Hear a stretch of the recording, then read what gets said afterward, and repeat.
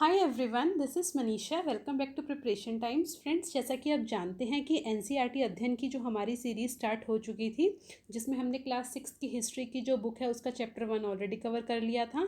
तो आज मैं उसी एनसीईआरटी अध्ययन की सीरीज़ को आगे बढ़ा रही हूँ, जिसमें हम क्लास 6 की हिस्ट्री की जो बुक है उसका चैप्टर 2 डिस्कस करने वाले हैं, जिसका नाम है आरंभिक मानव की खोज में।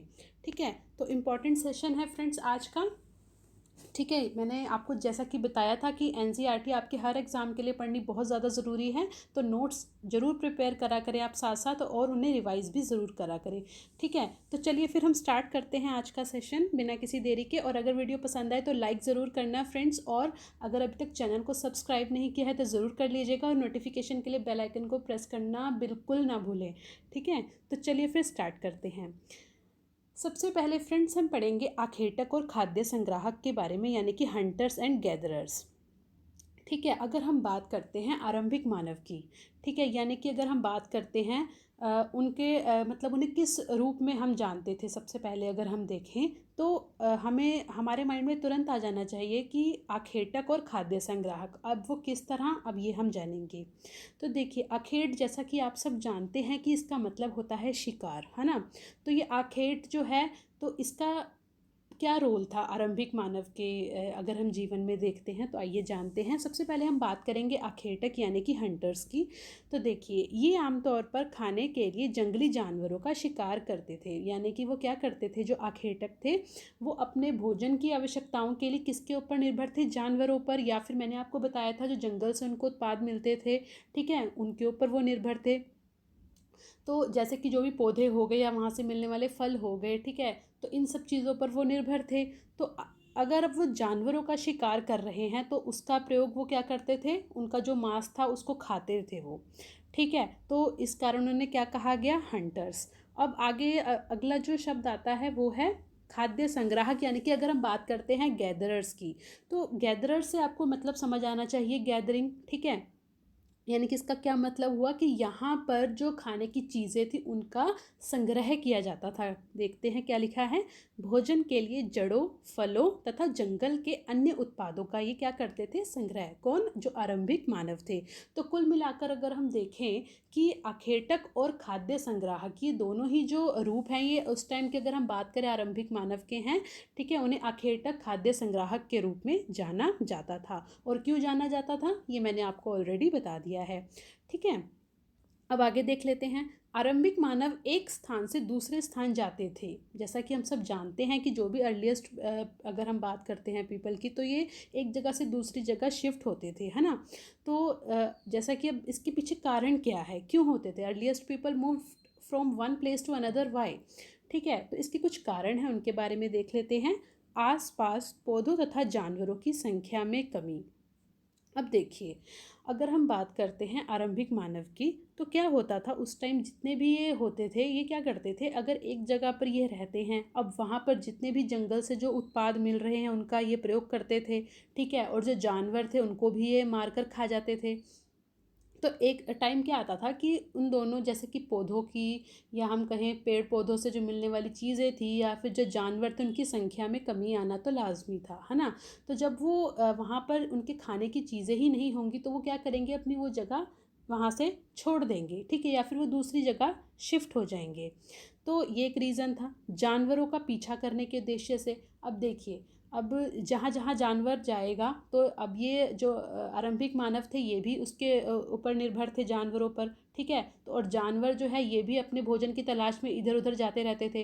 तो जानवरों का पीछा करने के उद्देश्य के कारण भी इन्हें अपनी जगह को छोड़ना पड़ता था। फिर तीसरा पॉइंट अगर हम देखते हैं तो उपयुक्त मौसम के अनुसार इलाकों के चुनाव के लिए। अब इसका क्या मतलब हुआ, अब देखिए, जैसे कि मौसम के अनुसार हम देखते हैं कि पेड़ पौधों पर जैसे कि फल उगते हैं। ठीक है, तो जहाँ पर इनको इनके अकॉर्डिंग सुटेबल जो मौसम लगता था कि यहाँ पर अब इन्हें यहाँ से खाने की जो आवश्यकताएं हैं वो पूरी हो पाएंगी, यहाँ पर इन्हें पेड़ पौधों पर फल फूल जो भी हैं वो सारे मिल पाएंगी चीज़ें, तो ये वहाँ पर चले जाते थे अपनी पुरानी जगह को छोड़ के। ठीक है, फिर उसके बाद आता है नदियों की तलाश में। अब यानी कि देखिए, पानी के बिना, जिसके बिना हम जीवन की कल्पना ही नहीं कर सकते। ठीक है। अब कुछ नदियाँ होती थी जो एक टाइम पर आकर सूख जाती थी, तो अब इन्हें पानी तो चाहिए, पानी की तो आवश्यकता रहेगी ही। तो ये क्या करते थे, ऐसी नदियाँ, झील, तालाब, ऐसे एरिया को प्रेफर करते थे जहाँ पर इन्हें पानी की जो आवश्यकता है वो इजीली पूरी हो सके। और इसके अलावा अगर हम कोई कारण देखें तो देखिए, जैसे कि अपने जो नाते रिश्तेदार होते थे, या कहें हम जो मित्र हो गए इनके, ठीक है, यानी कि फ्रेंड्स रिलेटिव्स वगैरह हो गए, तो उनसे मिलने के लिए भी एक जगह से दूसरी जगह जाया करते थे। ठीक है, यहाँ हमने जाना कि जो भी अर्लीस्ट पीपल थे वो क्यों एक जगह से दूसरी जगह जाते थे। ठीक है, तो यहाँ मैंने आपको ये सारे पॉइंट बता दिए। अब आगे अगर हम देख लेते हैं औजार यानी कि टूल्स के बारे में, तो औजार प्राय पत्थर, लकड़ी तथा हड्डियों द्वारा निर्मित थे। पत्थर यानी कि स्टोन, लकड़ी हो गई वुड, और हड्डियाँ हो गई बोन्स। ठीक है, तो इनके द्वारा ये औजार यानी कि टूल्स बने होते थे। ठीक है, अब इनका यूज़ अगर हम देखते हैं तो इनका यूज़ किसके लिए होता था, फल, हड्डियाँ तथा मांस काटने के लिए। ठीक है, पेड़ों की छाल तथा जानवरों की जो खाल थी उसको उतारने के लिए। अब उससे क्या करते थे, उनकी खाल से ये, और जैसा कि अगर आपने इमेजेस में देखा होगा, तो जो उन्होंने किस तरह के वो अपने तन ढकने के लिए कई बार कपड़े पहने होते थे, तो वो जानवरों की खाल से बने होते थे। ठीक है, और इसके लिए इतना ही नहीं, वो उसको सिला भी करते थे। ठीक है, मैं अभी आपको आगे एक इमेज दिखाऊंगी, तो उससे पता चलता है कि इस तरह के जो औजार थे उनका प्रयोग ये जो कपड़े होते थे उनको सिलने के लिए भी करते थे। लकड़ियों का प्रयोग झोपड़ियों के बनाने, ठीक है, यानी कि जो हट्स होती थी, जो इनका रहने का स्थान होता था उसको बनाने के लिए भी, तथा ईंधन आदि के लिए भी इसका प्रयोग होता था। ठीक है, क्लियर हो गया होगा ये। अब आगे देख लेते हैं हम कुछ इमेजेस। ये देखिए, यहाँ पर देखा जा रहा है कि जड़ को जैसे कि खोदा जाता है इस तरह के औजार से, इसमें कपड़े सिले जा रहे हैं। और यहाँ मैंने आपको कुछ उदाहरण दिखाए हैं कि किस तरह के टूल्स बेसिकली हुआ करते थे। ठीक है, तो आपने ध्यान रखना है कि अभी तक जो हमने जाना एक आखेटक और खाद्य संग्राहक के बारे में, फिर हमने देखा कि वो क्यों एक जगह से दूसरी जगह शिफ्ट हुआ करते थे, है ना। और उसके अलावा मैंने आपको बताया कि जो टूल्स थे उनका प्रयोग किस काम के लिए होता था, वो किस तरह के होते थे। ठीक है, तो यहाँ पर हमने देखा ये जो चीज़ें हैं ये आपके एग्ज़ाम में पूछी जा सकती हैं। अब आगे हम बात कर लेते हैं जो और भी आगे इम्पोर्टेंट है। देखिए, उद्योग स्थल। फ्रेंड्स, उद्योग स्थल यानी कि फैक्ट्री, पत्थरों द्वारा निर्मित औजारों को बनाए जाने का स्थान। यानी कि यहाँ पर जो स्टोन जो होते थे उनसे जो टूल्स बनते थे उनको बनाए जाने का जो स्थान था वो क्या कहलाता था, उद्योग स्थल। और क्या होता था, कई बार यहाँ पर कुछ ज़्यादा टाइम के लिए लोगों को रहना भी पड़ता था, जिस कारण इसे क्या कह दिया जाता था, आवासीय और उद्योग स्थल। ठीक है, फिर आता है पाषाण उपकरण बनाने के तरीके, methods of making stone tools. Important है ये। द फर्स्ट वन इज पत्थर से पत्थर टकराकर, that is stone on stone. ठीक है, दूसरा आता है दबाव शल्क तकनीक जिसका नाम है प्रेशर फ्लेकिंग। ठीक है, इंग्लिश में भी मैंने आपको यहाँ नाम बता दिए हैं। अब देखिए, पत्थर से पत्थर टकराकर बहुत ईजी है, समझ में आ रहा है। ठीक है, एक हाथ में वो पत्थर ले लिया जाता था जिसका औजार बनाना है, और जो दूसरा पत्थर है वो दूसरे हाथ पर लेकर उसके ऊपर प्रहार किया जाता था। ठीक है, जब तक कि उसकी वो शेप ना आ जाए जो वो चाहते हैं। और दूसरा है दबाव शल्क तकनीक। तो इसमें क्या होता था, तो इसमें एक पत्थर को या फिर हम कहें क्रोड को, ठीक है, एक मतलब स्थिर जगह पर टिका देते थे पहले। ठीक है, और फिर उसके ऊपर क्या रखते थे, कोई हड्डी, ठीक है, या फिर कोई पत्थर। और फिर दूसरे हाथ से जैसे कि एक तो जगह पर हमने उसको टिका दिया जिसका हमने औजार बनाना है, फिर उसके ऊपर रखा क्या, हड्डी या फिर पत्थर। और फिर उसके ऊपर जो प्रहार किया जाता है वो कैसे, वो दूसरे हाथ से जो हथौड़ी के आप तरह समझ सकते हैं, जैसे कि हम हथौड़ी से काम लेते हैं। ठीक है, तो उसी तरह दूसरे पत्थर से उसके ऊपर प्रहार किया जाता है, और प्रहार करके फ्रेंड्स क्या निकाले जाते हैं, शल्क। ठीक है, जिसे हम क्या कहते हैं, फ्लेक्स। तो यही बताया गया है कि शल्क निकाले जाते जो सख्त खंड होता था। ठीक है, तो इस तरह करके ये दो तरीक़ों से जो थे अपने जो उपकरण होते थे या फिर कहीं जो टूल्स होते थे जो कि पत्थर से बनते थे, इस तरह ये बनाया करते थे। अब आता है फ्रेंड्स शैल चित्रकला यानी कि रॉक पेंटिंग्स। ठीक है, ये भी इम्पॉर्टेंट है। अब देखिए, अगर हम आरंभिक मानव की जैसे कि बात करते हैं तो वो क्या करता था, या तो वो आखेटक और खाद्य संग्राहक के रूप में जाना गया। ठीक है, और उसके अलावा वो क्या करता था कि जहाँ जिस गुफा में वो रहते थे वहाँ पर वो चित्रकारियाँ भी करता था। ठीक है, इसका बहुत सुंदर उदाहरण भीमबेटका है जो कि मध्य प्रदेश में पड़ता है, रायसेन जिले में। ठीक है, नर्मदा घाटी भी आप ध्यान रख सकते हैं अगर पूछा जाए आपसे एग्जाम में। तो ये इसकी लोकेशन मैंने आपको बताई भीमबेटका की, बहुत इंपॉर्टेंट है। चित्रकारी के यहाँ से बहुत खूबसूरत जो उदाहरण है वो देखने को मिलते हैं।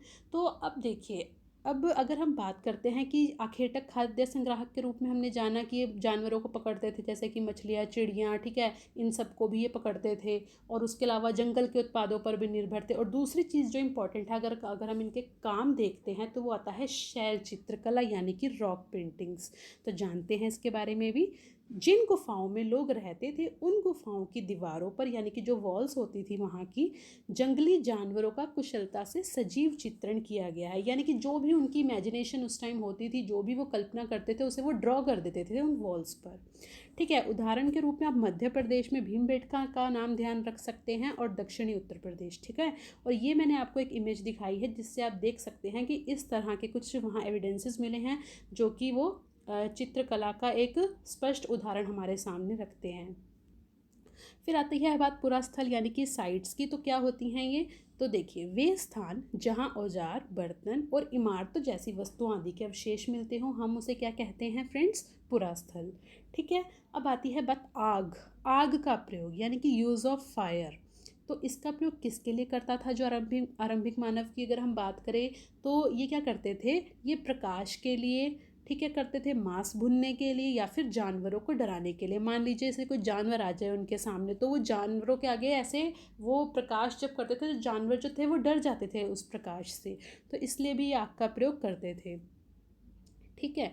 तो ये सारी चीज़ें हो गई। अब आगे देख लेते हैं आवासीय पुरास्थल यानी कि हैबिटेशन की अगर हम बात करते हैं, तो जहाँ पर लोग रहते थे यानी कि जो उनके रहने का स्थान होता था, जैसे कि उदाहरण के रूप में आप देख सकते हैं भीमबेटका, ठीक है, आधुनिक मध्य प्रदेश। इस पुरा स्थल पर गुफाएं और कंदराएं यानी कि केव्स एंड रॉक शेल्टर्स भी ऐसे मिले हैं।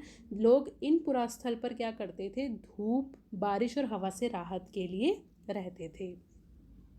पाषाण काल की अगर हम बात करते हैं तो 3 आपने ये ध्यान रखने हैं जो मैं आपको नाम अब बताने लगी हूँ। द फर्स्ट वन इज़ पुरा पाषाण काल, ठीक है, और पैलेलिथिक एज कहते हैं इसे, मध्य पाषाण काल मेसोलिथिक एज, और तीसरा है नवपाषाण काल यानी कि नियोलिथिक एज। तो पूरा पाषाण काल जिसका टाइम पीरियड माना जाता है आज से 20 लाख से 12,000 वर्ष पूर्व, ठीक है, और 12,000 से 10,000 वर्ष पूर्व मध्य पाषाण काल का, और नवपाषाण काल का माना जाता है 10,000 वर्ष पूर्व। ये एनसीईआरटी के अकॉर्डिंग जो मैंने आपको बताए हैं, ठीक है, चीज़ें। और अगर आप इन सारी चीज़ों को पढ़ेंगे, डीपली अगर पढ़ना चाहते हैं, तो एंशंट हिस्ट्री की मैंने सीरीज़ में सारी चीज़ें बहुत डीपली सारी समझाई हैं, तो वो भी आप देख सकते हैं, ठीक है। अब बात आती है पाषाण काल की। तो पाषाण काल में हम बात करते हैं पूरा पाषाण काल की। सबसे पहले पूरा मतलब प्राचीन, पाषाण का मतलब आप जानते ही हैं पत्थर, ठीक है। तो इसको इंग्लिश में हम क्या कहते हैं फ्रेंड्स? पैलेयोलिथिक, ठीक है। तो देखिए, अब इसको हम 3 पार्ट्स में डिवाइड करके जानते हैं। आरंभिक या निम्न पूरा पाषाण काल, ठीक है। वैसे आप एनसीईआरटी में देखेंगे तो वहाँ आरंभिक काल ही आपको नज़र आएगा इसका नाम। और पूरा पाषाण काल का अगर हम दूसरा पार्ट देखते तो वो है मध्य पूरा पाषाण काल। फिर तीसरा है उत्तर या उच्च पूरा पाषाण काल, ठीक है। और कहा जाता है फ्रेंड्स कि जो मानव इतिहास की 99% घटनाएं हैं वो कौन से काल की हैं? तो वो पूरा पाषाण काल की हैं, यानी कि जो पैलेलिथिक पीरियड है। इंपॉर्टेंट है ये चीज़, ध्यान रखिएगा, ठीक है। यानी कि जो पैलेलिथिक एज है इसी की वो 99% जो घटनाएं हैं वो मानी जाती हैं। अब आता है मध्य पाषाण काल। मानव इतिहास का जो मैंने अभी आपको बताया कि 99% जो घटनाएं हैं वो कहाँ हैं? पूरा पाषाण काल में, ठीक है। अब अगला जो काल आता है वो है मध्य पाषाण काल। यहाँ की विशेषता सबसे मैं पहले आपको बता दूँ कि यहाँ जो अब औजार थे वो बहुत छोटे छोटे आकार के थे। अगर मैं उनको आपको साइज़ बताऊँ तो सिर्फ 1 से 8 सेंटीमीटर तक आप उन्हें मान सकते हैं, ठीक है। अब देखते हैं क्या हुआ 12,000 वर्ष पूर्व की। वैसे ये बात है तो देखिए, पर्यावरणीय बदलाव हुए। कैसे? कि गर्मी बढ़ने लगी। अब जब गर्मी बढ़ने से क्या हुआ? घास के मैदान बने। फिर अब देखिए, जो जानवर अब जैसे घास खाते थे, ठीक है, उनकी जनसंख्या भी बढ़ने लगी। तो हिरन, भेड़, बकरी, ठीक है, बारहसिंगा, ये सब जानवरों की संख्या भी आगे आगे बढ़ने लगी। पशुपालन की शुरुआत हुई। पहला पालतू पशु आपसे पूछा जाता है एग्ज़ाम में, वो है कुत्ता यानी कि डॉग। और गेहूँ, जौ, धान जैसे अनाज प्राकृतिक रूप से उगने लगे। और भोजन का महत्वपूर्ण स्रोत क्या था? मछली। मध्य पाषाण काल का ये आपने ध्यान रखना है। फिर नवपाषाण काल, जिसका 10,000 वर्ष पूर्व टाइम पीरियड माना जाता है, कृषि तथा स्थायी जीवन की शुरुआत यहाँ हो गई थी। ठीक है, अब लोग क्या करते थे, एक जगह रहकर कृषि करने लगे थे। और पॉलिशदार औजार भी जो है यहाँ की मुख्य विशेषता रही है। यानी कि पशुपालन जो था वो किसकी विशेषता देखी जाएगी, तो वो मध्य पाषाण काल की थी। और यहाँ जो था स्थायी जीवन की शुरुआत हो गई थी, हम नेक्स्ट चैप्टर में आगे जानेंगे। अब देखिए, मनुष्य के आखेटक और खाद्य संग्राहक होने के जो प्रमाण हैं वो कहाँ से मिले हैं फ्रेंड्स? भीमबेटका कहाँ है? मध्य प्रदेश में। दूसरा स्थल है हुंस्की, ये कहाँ पड़ता है? ये कर्नाटक में पड़ता है। फिर तीसरा है कुरनूल की गुफाएं, जो कुरनूल केव्स हैं ये कहाँ पर पड़ती हैं? ये है आंध्र प्रदेश में। तो यहाँ से जो मनुष्य के आखेटक और खाद्य संग्राहक के प्रमाण मिले हैं। फिर आती है बात राख के जो अवशेष की बात है, तो ट्रेसेस ऑफ एशेज ये कहाँ से मिले हैं? ये कुरनूल गुफा से मिले हैं, ये भी आपको पता होना चाहिए। मध्य पाषाण काल के औजार जो हैं उन्हें क्या कहा जाता था? लघु पाषाण। ठीक है, लघु मतलब होता है छोटा, और पाषाण पत्थर, लघु पाषाण या फिर माइक्रोलिथ। ठीक है, भारत में शुतुरमुर्ग यानी कि जो ऑस्ट्रिच की बात हम कर रहे हैं, इसके प्राचीनतम प्रमाण कहाँ से मिलते हैं? तो ये मिले हैं पटने से। ये कहाँ पर है साइट? ये साइट है फ्रेंड्स महाराष्ट्र में, पूछा जा सकता है आपसे। और हाल ही में 25,000 वर्ष पुराने शुतुरमुर्ग के जो अंडों के शैल मिले हैं वो कहाँ से मिले हैं? राजस्थान के बूंदी से। अब आपने ध्यान रखना है, जो एग शेल्स ये होते थे, ठीक है, इसका प्रयोग कैसे होता था? इस पे चित्रांकन के भी साक्ष्य मिले हैं। ठीक है, और इसका प्रयोग मनके बनाने के लिए किया जाता था। किसके लिए? मनके बनाने के लिए। तो फ्रेंड्स, यहाँ पर हमारा जो चैप्टर 2 है क्लास 6 की हिस्ट्री की बुक का, वो पूरा कंप्लीट होता है। ठीक है, अब हम मिलेंगे अपने नेक्स्ट लेक्चर में। तब तक के लिए good bye, take care and thanks for watching and don't forget to subscribe my channel. ठीक है, तो फिर चलिए मिलते हैं अब अपने नेक्स्ट लेक्चर में। Bye bye.